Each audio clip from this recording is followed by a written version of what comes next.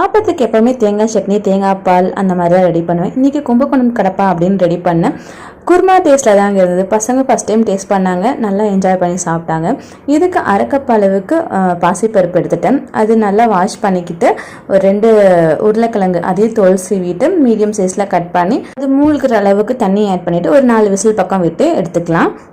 இது விசில் வர கேப்பில் நம்ம அரைக்கிறதுக்கு வேணுங்கிறதெல்லாம் ரெடி பண்ணி வச்சுக்கலாம். 1/4 கப் அளவுக்கு தேங்காய், கொஞ்சமாக பொட்டுக்கடலை, 4-5 பல் வெள்ளைப்பூண்டு, சின்ன துண்டு இஞ்சி, காரத்துக்கு தகுந்த மாதிரி பச்சை மிளகாய், கொஞ்சமாக கசகசா, சோம்பு தண்ணி விட்டு இதையும் நல்லா நைஸாக அரைச்சி எடுத்துகிட்டு வந்துட்டு வடக்கடலை கடலெண்ணெய் ஆட் பண்ணிவிட்டு பட்டை, கிராம்பு, அதுக்கப்புறம் பிரியாணி எல்லாம் போட்டுட்டு நீளவாக்கில் கட் பண்ண பெரிய வெங்காயம், கருவேப்பிலை போட்டு வதக்கி விட்டுட்டு மீடியம் சைஸ் தக்காளி வதங்கிறதுக்கு கொஞ்சமாக உப்பு ஆட் பண்ணிவிட்டு இந்த சைடில் பார்த்தீங்கன்னா பாசிப்பருப்பு, உருளைக்கிழங்கு நல்லா வெந்துருச்சு.